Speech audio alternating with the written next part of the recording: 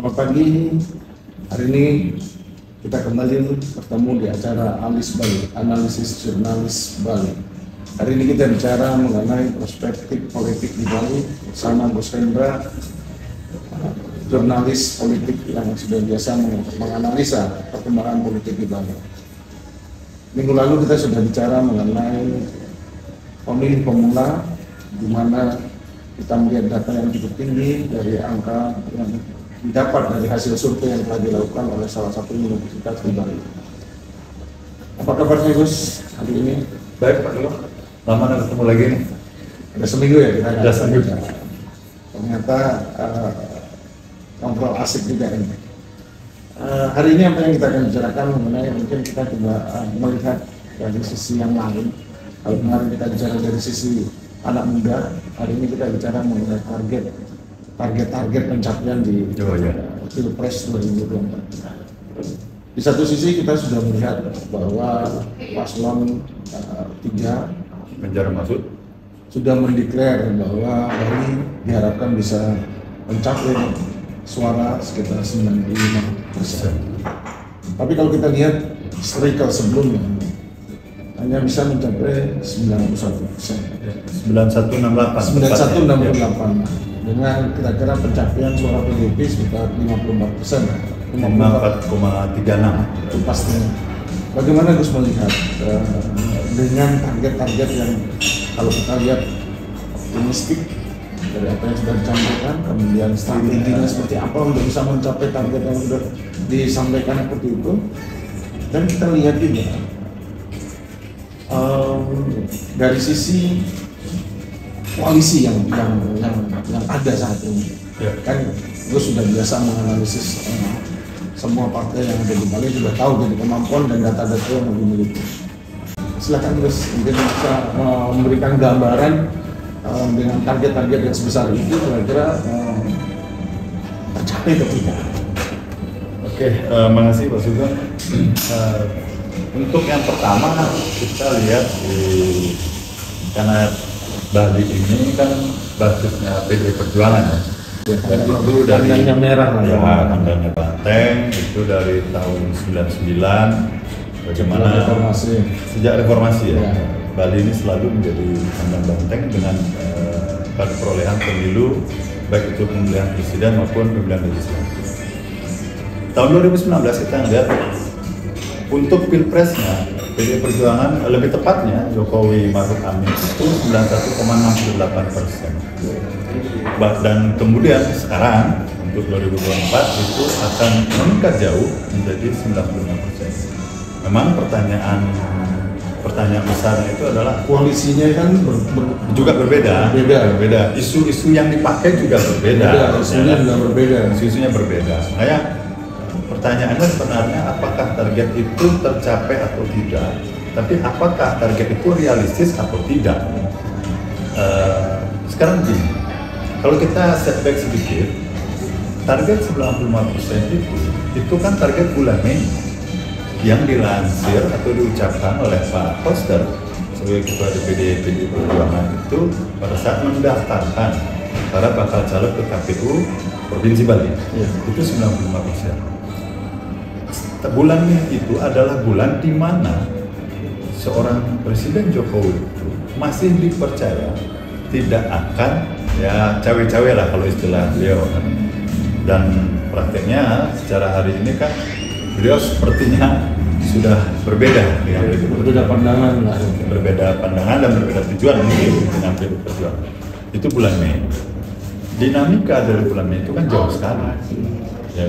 Karena jauhnya itu, makanya terlihat sepertinya tidak memperhitungkan dinamika yang terjadi sampai dengan terakhir pada saat konsolidasi pada pemenangan Ganjar Mahfud itu kan masih angka 95%. Jadi kalau saya pribadi melihat target itu sebenarnya tidak realistis. Versi saya itu target realistis. Persoalan apakah tercapai tidak itu lain hal ya. Dasarnya apa Gus mengatakan tidak realistis? Ini selain tadi apa yang sudah diungkapkan tadi. Oke. Yang pertama tentunya koalisinya siapa dulu ya. Pada saat itu tahun 2019 itu kan Golkar jadi satu.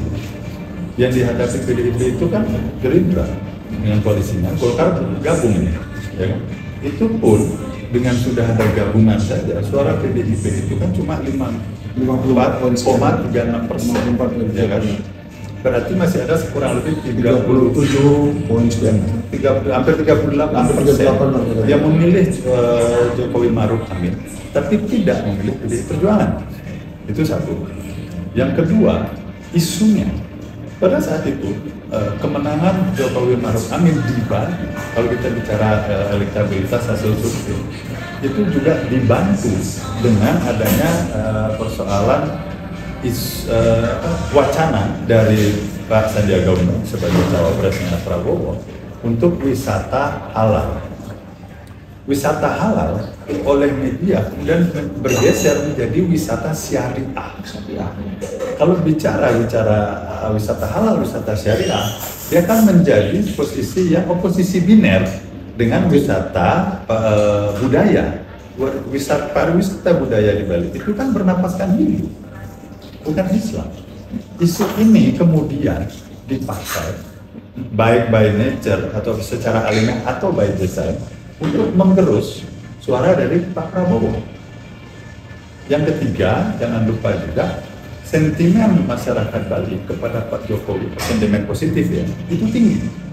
Karena apa? Kubu Pak Prabowo ketika itu kan didukung oleh kelompok-kelompok yang pada saat itu dimaknai oleh orang Bali kelompok radikal yang mengancam eksistensi baik agama, pariwisata dan segala macam yang ada di Bali. Sehingga karena posisinya yang bertanding cuma dua, berarti apa? Kalau saya tidak pilih A, saya akan pilih B. Ini juga menguntungkan, posisi head to head ini menguntungkan atau sekurang-kurang meringankan beban dari PDI Perjuangan dan koalisinya ketika 2019 untuk mencapai target. Pertanyaannya, apakah situasi-situasi pada 2019 itu tersedia tidak hari ini? Kan sudah terlihat jelas sekarang yang diajak koalisi. Betul, sudah berbeda kan? Sangat berbeda jauh. Ya, dari katakanlah yang diajak PDI Perjuangan hari ini kan ketiga, Hanura, Perindo, ya kan? Yang dalam hal ini untuk di Bali kursi mereka kecil. Lalu bagaimana bisa berharap dengan kursi yang sedikit itu bisa menggerakkan orang untuk memilih? Kan tidak bisa PDI Perjuangan kerja sendiri. Katakanlah PDI Perjuangan kerja sendiri dengan asumsi bahwa mereka mampu mempertahankan suara saja di Pileg 2019 itu kan cuma angkanya cuma 54,3. Nanti sisanya ini mau nyari dari mana? Ya itu tadi, dengan kita kembali kan ke 95% tadi. Realitanya 2019 hanya yang pro dan memilih PDIP hanya 54,36. Iya. Sedangkan di 2024 targetnya 95%. Ya, dan itu kan lonjakan terlalu tinggi ya. Tapi sekali lagi, karena ini kan masalah perspektif, tentunya tanpa bermaksud mengecilkan hati target yang dilansir oleh Pak Koster. Saya pribadi melihat tentunya Pak Koster punya strategi sendiri ya. Dia sudah punya hitung-hitungan. Ya, kalkulasi seperti apa ya. Cuma kan kembali kalkulasi itu apakah sudah dipertimbangkan dengan di internalnya sendiri? Sudah apa belum? Ini kan pertanyaan. Karena jangan sampai nanti target itu hanya versinya seorang Pak Koster tanpa mempertimbangkan aspirasi atau pandangan atau perspektif atau saran dari inner circle-nya. Ya dalam ini mungkin dari DPD tentunya dan DPC sampai di anak rakti. Sudah apa belum? Saya rasa sampai dengan hari ini ya dengan tetap bertahannya target itu. Mudah-mudahan saya salah. Saya rasa kurang ini komunikasi internal. Tidak terlihat juga sekarang apa yang dilakukan oleh PDI Perjuangan dalam untuk mencapai target itu. Tentunya karena ini politik. Belum terlihat kalau misalnya terlihat atau tidak itu kan relatif ya. Karena bagaimanapun hari ini PDI Perjuangan itu kan ibaratnya melawan saudaranya sendiri. Nah namanya melawan saudara sendiri yang satu rumah tentu tahu dong permainan sesama sebelumnya. mereka satu gerbong. Tentunya karena sama-sama tahu bisa jadi PDI Perjuangan dalam batas tertentu akan mengurangi agresivitasnya di titik mana, tapi membuat manuver-manuver baru atau cara-cara baru untuk mencapai targetnya. Nah, kalau misalnya ditanya mereka bergerak, saya yakin mereka akan sudah bergerak. Sudah. Mungkin senyap.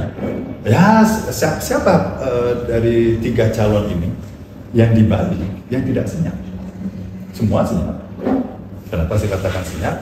Baliho juga dipasang standar-standar kerja, penggalangan untuk di titik tertentu juga biasa-biasa saja. Atau lebih tepatnya adalah yang ketiga, mereka aktif tapi tidak digemakan atau digaungkan di media.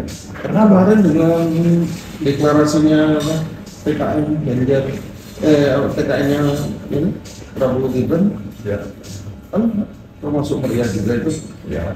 mendatangkan Iwan Sujarto dan yang Ya. lain-lain. Tidak tahu betul Dalemannya, jeroannya PDI Perjuangan.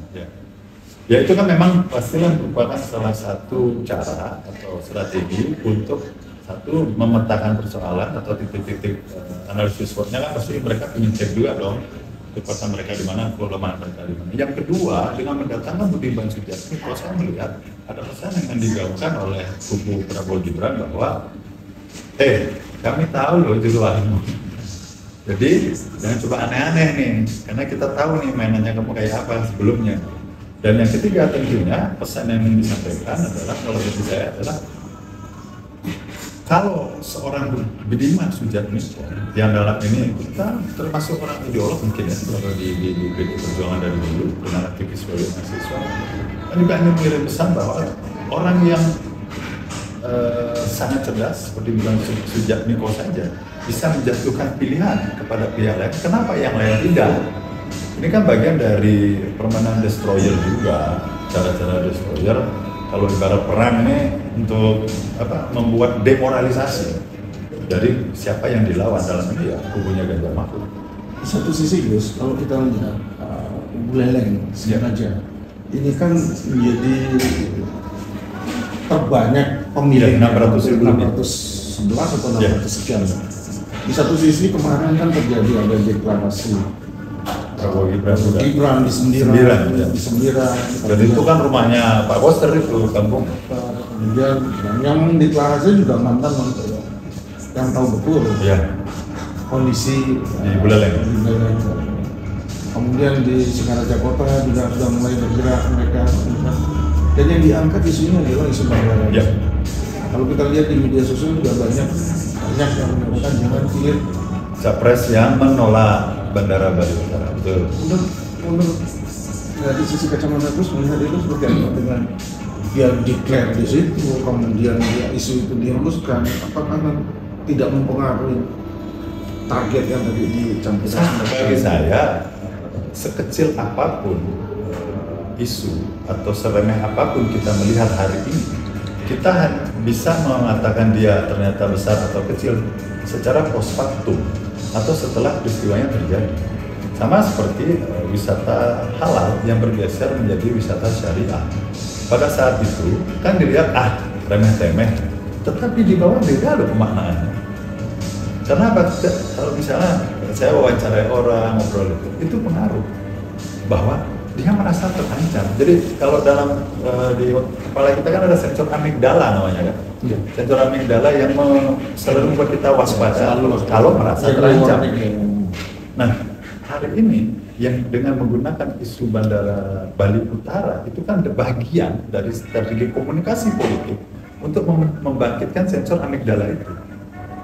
Pesannya kan jelas, wahai orang Buleleng dengan lumbung yang terbesar, kalau kamu mau hidupmu lebih baik, kan itu pesannya. Jangan pilih yang ini. Dan ini yang dijual. Di satu sisi, ini menjadi handicap atau kekurangan atau kelemahan bagi kubu Ganjar Mahfud. Karena itu kan di media sosial itu jejak digitalnya kan ada. Ibu Ketua Umum ngomong menolak. Tetapi pada saat yang sama, sebenarnya PDIP bisa melihat ini sebagai peluang atau tantangan. Bisa nggak mereka mematahkan asumsi-asumsi awal bahwa isu ini akan mempengaruhi untuk menggerus suara mereka di Buleleng. bahwa kemudian hari ini kita banyak ada di media sosial ya, di TikTok lah, di Instagram segala macam. Hampir di mana? Menjadi trending topik juga. Ya. Bahwa dia menjadi trending topik, artinya kan dikonsumsi banyak orang. Iya. Belum tentu orang yang mendengar, membaca itu akan terpengaruh, tapi tidak mungkin juga tidak ada yang tidak terpengaruh. Nah sekarang kan di sana tentang PDI Perjuangan mampu tidak mematahkan asumsi-asumsi awal yang dibangun bahwa kalau PDIP menang, proyek itu tidak akan jalan, itu saja. Kembali lagi kita ke target 90. Kalau kita lihat tadi Buleleng adalah dokter pemilih terbanyak, kemudian diikuti kemudian Asar yang 495 sekian, kemudian Badung. Kalau kita petakan kan sebenarnya itu kan juga kandang-kandangnya Banteng, ya. Banteng. Artinya kalau kita masuk Tabanan, siapa nggak tahu Tabanan, merah total. Nah itu. Tapi di satu sisi Denpasar ini kan diterobeng, mendukung dari mana-mana, kemudian juga ya, pusat mereka untuk menggerakkan paslon nomor 2 ini adanya di Denpasar. Dari kacamata Gus gimana kelihatan dengan pembagian data pemilihan juga besar yang dikuasai Singaraja, kemudian Denpasar, Tabanan, dengan yang tadi Gianyar dari Jembrana.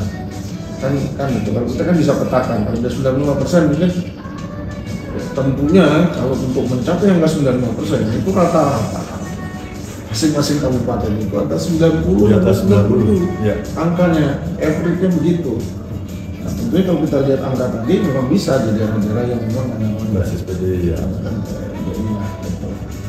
Satu sisi sekarang kita lihat setelah declare-nya ini malah kelihatan masif sekali mereka melakukan gerakan dari paslon kedua setelah declare kemarin. Kalau kita lihat sekarang sepanjang jalan dari shortcut itu ya, banyak kendaraannya Gerindra.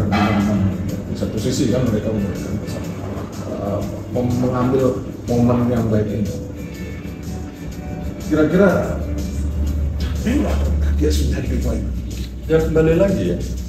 Dengan membebankan kabupaten sekarang mesin gini, politiknya sekarang begini, target itu diucapkan oleh elit, dirancang oleh elit yang gerak anak buah loh.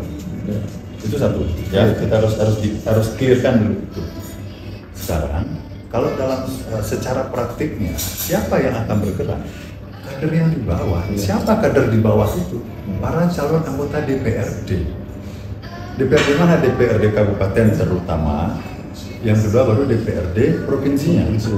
DPR RI betul dia ada, tapi DPR RI ini kan mengandalkan dua ini juga. Sangat tergantung dia. Sangat bergantung ini juga. Contohnya apa? Dari baliho saja itu satu paket si A, DPRD kabupaten kota. Ya kan itu untuk bagi-bagi inilah, bagi-bagi dia mengendorse ya. Nah sekarang di bawah DPRD kabupaten kota ini, karena mereka itu kan satu sisi mereka ingin bertarung untuk dirinya supaya lolos sebagai anggota dewan. Pada saat yang sama harus bisa mempromosikan calon presidennya. Logikanya satu peluru dua sasaran. Secara teori bisa dilakukan mungkin ya, tetapi pertanyaannya bisa nggak hari ini? Kalau dulu bisa 2019, kenapa? Karena antara DPRD, kabupaten kota, provinsi, dan RI plus di presiden sama-sama memiliki posisi diuntungkan. Ada simbiosis mutualisme dengan mencalonkan Jokowi, menghadirkan insentif elektoral untuk caleg, dan caleg ini juga bisa memudahkan langkah mereka untuk menjual Jokowi Maruf Amin ketika hari ini situasinya kan sangat jauh berbeda. Artinya pada ini bagi dalam kacamata saya justru membuka ruang untuk terjadinya negosiasi di bawah, ya, negosiasi di bawah. Jadi saya sebagai caleg PDI Perjuangan misalnya, ketika misalnya saya tidak mampu meyakinkan konstituen untuk memilih Ganjar Mahfud, misalnya, mau tidak mau saya akan memprioritaskan diri saya dong. Oke, tidak mau memilih Ganjar Mahfud, tapi DPRD-nya saya. Ya Pak, saya mau Bapak. Tapi pilpresnya itu akan terjadi. Itu yang terjadi. Sudah terjadi. Kan sudah terlihat tahun 2019. Sudah terlihat tahun 2004 misalnya. PDIP begitu berkuasanya di parlemen, tapi kan kalah di pilpres. bagaimana tahun 2004 gitu kan, 2009 itu Demokrat baru dia tinggi, tetapi kan hitungan dari 2004 ke 2009 kan masih PDIP menguasai di parlemen, ya kan? Demokrat cuma 7% pada saat itu di parlemen, itu dia bisa menang, berarti kan masalah figur. Persoalannya berarti sekarang bagaimana para caleg itu bisa meyakinkan konstituen bahwa pilihan pilpresnya partai mereka hari ini sama, dalam artian bisa dipercaya atau memiliki kapabilitas kualitas yang sama dengan calon sebelumnya. Bisa nggak mereka mengkampanyekan itu di bawah? Itu sekarang masalahnya. Jangan sampai nanti ketika masyarakat atau konstituen itu kurang yakin sehingga terjadi negosiasi. Oke, Bapak, saya pilih Bapak sebagai DPRD, saya pilih pilpres. Oh jangan, harus pilih Ganjar Mahfud. Oke, saya pilih Ganjar Mahfud, tapi DPRD saya pilih orang lain. Kira-kira kalau orang caleg itu dihadapkan situasi dia pilih yang mana? Pasti pilih dirinya lah. Tidak mungkin dia pilih ke presidennya. Wong dia yang gotong royong kok, duit dia juga yang dibawa. Jadi masuk akal juga ya. Jadi pasti akan terjadi itu. Itu akan terjadi karena begini. Misalnya ada suatu daerah tertentu, katakan daerah A. Daerah ini terkenal sebagai basisnya katakanlah Partai X ya. Nah, Partai X ini dia menguasai untuk DPRD kabupaten dan provinsi, tapi RI-nya ke orang lain dari Partai Y. Dan itu bisa terjadi, dan itu biasa terjadi, bukan biasa terjadi.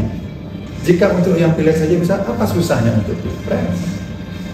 Karena apa? Karena kembali, kalau saya harus dipilih pada pilihan saya atau orang lain, bisa pilih diri saya sendiri lah. Yang seperti saya produksi selamatkan diri dulu baru jelas duit saya kok itu kan realita itu ya. Artinya itu kan kembali lagi mereka berjuang, di satu sisi tujuan partai adalah memenangkan Ganjar Mahfud dengan 95%. Di satu sisi dia juga harus membuktikan dirinya sendiri untuk lolos kan gitu. Iya. Jadi dilematis juga ya kalau berarti memang diperlukan suatu pos kerja yang lebih perlu effort lah ya, lebih keras. Tentunya juga dari pimpinan partainya juga harus ada kontrol yang kuat ini kalau ya. Selain kontrol itu kan secara struktur bisa ya, secara struktur, tetapi jangan lupa logistiknya seperti apa. Memang betul PDI Perjuangan mendeklar bahwa kita kerja gotong royong ya. Tapi gotong royong itu sendiri lihat dulu, jika tercapai target ini siapa yang diuntungkan atau siapa yang paling diuntungkan? Jika tidak tercapai, siapa yang tidak diuntungkan? Maksudnya itu gimana itu? Sekarang begini, yang ngomong 95% itu siapa? Yang kan pimpinan partai. Pimpinan partai ya? Siapa? Pak Koster kan? Ya kan? Nah, dia bicarakan dengan data-data yang betul, data-data itu sudah diobrolin belum di internalnya? Saya curiga, saya tidak menuduh, saya curiganya dia tidak ada koordinasi yang lebih intens. Curigaan boleh dong. Kenapa? Karena di bawah yang saya tanya justru tidak satu suara dengan apa yang dikatakan Pak Koster. Loh, kok bisa? Ya makanya kan sampai bahwa saya bisa mengatakan ini sinkron nggak awalnya. Kenapa? Kalau tercapai target ini 95%, yang paling diuntungkan siapa? Pak Koster. Betul? Iya. Jika tidak tercapai, yang dirugikan dia tidak rugi, dia akan mudah menyalahkan di bawah. Karena tidak tercapai. Tidak tercapai, karena kan mesinnya nggak jalan. Mesinnya nggak jalan kan? Nah, tapi pada saat yang sama, ini menurut saya momentum yang bagus bagi Pak Koster untuk meningkatkan lah ya pola komunikasi politiknya, terutama di internal. Berarti ada komunikasi yang tersumbat ya di internal. Bahwa adanya faksi-faksi itu artinya apa? Kan ada komunikasi yang tersumbat. Situasi ini sebenarnya menjadi momentum bagi PDI Perjuangan, terutama di DPD ya, sampai ke bawah. Untuk apa? Untuk membuka ruang untuk negosiasi. Maksudnya begini, Oke, sekarang saya udah terlanjur begini. Faksi-faksi kan ada yang saya yakin Pak Ustadz juga tahu itu kan. Ajak ngomong dong. Ini maunya saya begini, terus kamu maunya apa? Oke, negosiasinya dan itu urusan internal ya. Saya mengibaratkan orang negosiasi mau jualan nih, maunya apa, maunya masukkan apa, maunya saya apa. Oke, dealnya di sini. Dan itu kan sah-sah saja dalam politik. Kenapa sah-sah? Karena itulah yang terjadi selama ini. Yang kedua, yang perlu dilakukan di internal adalah toleransi. Ya, selain negosiasi juga ada toleransi. Negosiasi itu kan maunya biar kita ada kompromi ya. Iya. Yang kedua, toleransi. Toleransinya apa? Toleransinya adalah melihat bahwa faksi-faksi itu tidak harus dibinasakan. Itu kan bagian dari alamnya. Tidak ada kan kekuasaan yang bulat sempurna, tidak ada. Di mana ada kekuasaan, di sana ada resistensi. Dan yang ketiga, sama-sama menahan diri. Kalau ini tidak terjadi di PD Perjuangan, yang itu terjadi saja, belum tentu 95 tercapai, apalagi ini belum selesai. Ditambah lagi dengan situasi hari ini, bahwa yang dilawan paslon 1, paslon 2, terutama paslon 2, itu kan seperti yang kita baca di media, kita dengar di banyak-banyak wawancara, bagaimana mereka didukung oleh penguasa saat ini. Sampai seorang ketumnya, Ibu Mega bilang, jangan Orde Baru misalnya. Itu kan menandakan bahwa situasi di paslon 3, Ganjar Mahfud itu sendiri, agak galau lah. Saya tidak mengatakan panik, agak berlebihan mungkin agak galau dan sedang rekalkulasi juga kayak apa sih perjalanan ke depan ini. Ya kalau kita lihat juga, kalau kita lihat itu kan tim relawannya yang dibangun di Bali itu kekuatannya cukup besar, cukup besar untuk dengan juga memasang target yang cukup tinggi, yaitu 60%. Ya, untuk yang dibilang sama ini ya, Budiman. Ya, Gajah juga mengatakan bahwa targetnya 60%, ya. Tidak muluk-muluk, tapi dia berusaha dengan itu. Tentunya dengan ada dukungan tadi yang saya katakan, ada dukungan dari penguasa, kemudian endorsementnya juga dari beliau kan gitu. Terus mereka dapat angin segar dan punya semangat baru sehingga adrenalin mereka terpacu untuk bisa mencapai target itu. Jadi kan itu juga terlihat yang selama ini Partai Golkar kan tidak boleh dikatakan janganlah turun ke bawah. Kalau kita lihat sekarang banyak mereka turun untuk mengejar target itu. Menurut Gus gimana? Satu hal yang wajar ya, karena kita katakanlah dari 99 PDIP dominan sampai dengan hari ini. Itu satu hal. Yang kedua, ini tidak semata-mata untuk bicara pilpres, karena hasil pilpres juga akan berkelindan untuk memetakan pilkada, baik pilgub, pilwali maupun pemilihan bupati. Itu kan serentak juga kan? Ya, tahun yang sama kan? Tahun yang sama. Nah, tentunya untuk memastikan atau lebih memudahkan langkah di pilkada, mereka harus all out dulu di pileg dan pilpres. Pilegnya untuk bicara parliamentary threshold-nya supaya bisa mencalonkan calon mereka yang 20% itu minimal di legislatif. Yang kedua, tentunya kan bicara logistik. Logistik itu bisa diambil dari mana? Dari eksekutif, bukan dari legislatif. Berarti kan kita harus berjuang untuk dapat lumbungnya.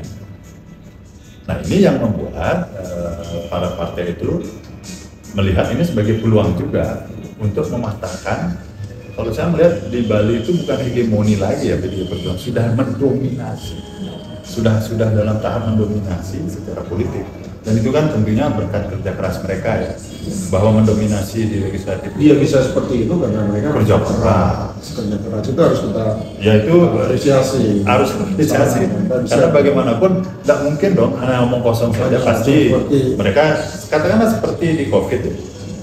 Yang sering kita lihat di media itu yang paling banyak turun itu dari mana? Dari perjuangan. Nah, tentunya akan anomali ketika investasi politik ini yang mereka lakukan pada soal COVID dan segala macam itu, justru giliran mau petik bunganya jangan sampai diambil orang. Kan ini yang sebenarnya Dia menjaga itu. Tapi di sisi lain, partai-partai lain, terutama partai yang punya basis massa tradisional di Bali selain PDI Perjuangan kan Golkar. Ini adalah momentum Golkar juga untuk menggerakkan bagaimana mereka pernah menjadi the ruling party di Bali, meskipun pada saat itu belum partai, masih namanya Golkar, masih golongan fungsional. Ini momentum bagi mereka, plus dalam hal ini Gerindra tentunya, karena calon presidennya itu dari Gerindra, kan tak mungkin mereka tidak ingin mengejar efek ekor jas itu. Efeknya pasti akan ini kan terlihat bahwa Golkar dan Gerindra diuntungkan. Sehingga akan banyak muncul nanti di pilkada pasti banyak calon-calon yang akan berani kumpulnya karena merasa dapat angin kan. Dan jangan lupa juga gini. Ini juga merupakan sebenarnya suatu bentuk sinyal alarm bagi PDI Perjuangan jika misalnya mereka sampai kalah di Pilpres, sehingga akan mempengaruhi konstelasi di pilkada. Ya tapi itu kita bahas segmen yang lain saja. Ini Gus mungkin tadi kan kita bilang 95% ya. Itu kan angka yang cukup besar, dia dikatakan demikian. Strateginya kan sudah jelas, targetnya juga sudah jelas, bagaimana dia akan menggerakkan mesin partainya. Tapi di satu sisi kalau kita lihat di paslon 2, kita tidak lihat paslon 1. Kalau paslon 1 kan ya biasa-biasa saja, jalan on the track lah dia. Kalau walaupun di sini jalan skip Bali ya. Jalan skip Bali kan dia on the track lah. Tapi yang perlu diwaspadai kan paslon 2. Kalau di luar Bali, posisinya prosesnya adalah bagaimana dia bergerak, kemudian kenyataannya kelihatan di lapangan. Jadi seperti salah satu contoh kemarin di Jakarta, Desi, asosiasi desa sampai datang dan mendeklar kan seperti itu. Tentunya itu kan diikuti dengan prosesnya. Gus melihat itu di Bali, apakah ada prosesnya seperti itu? Gini ya. Saya tidak mau terjebak pada dikotomi ada di proses yang menguntungkan A, menguntungkan B. Secara realitanya dalam politik ada isu pelibatan aparat negara kan begitu nih dari awal kan, lembaga negara, aparat negara. Tapi kalau saya saya tambah lagi satu, selain aparat pemerintah, aparat negara, dia juga aparat lembaga negara, dia aparat pemerintah. Sekarang kita lihat yang dilibatkan atau diisukan itu apakah hanya aparat negara yang di bawah presiden? Tidak. Emangnya kepala daerah itu tidak menggerakkan ASN-nya? Menggerakkan, ya kan? Terlepas itu samar atau bagaimana. Artinya apa? Ini kan situasi yang sebenarnya menurut saya kurang fair kalau hanya disematkan ke satu pihak. Semua aparat yang dimiliki oleh partai-partai dikerahkan. Tapi kan sekali lagi ada yang terlihat, ada yang tidak terlihat. Ya itu dinamika yang terjadi saat ini seperti itu. Oke, dengan waktu yang tersisa hanya ini mungkin kita akan bisa ketemu lagi di sesi yang lain dengan topik-topik yang lain yang kita coba angkat. Tentunya adalah bagaimana kita lebih waspada, kemudian kita harus mempersiapkan diri untuk mendapatkan target-target itu kan gitu.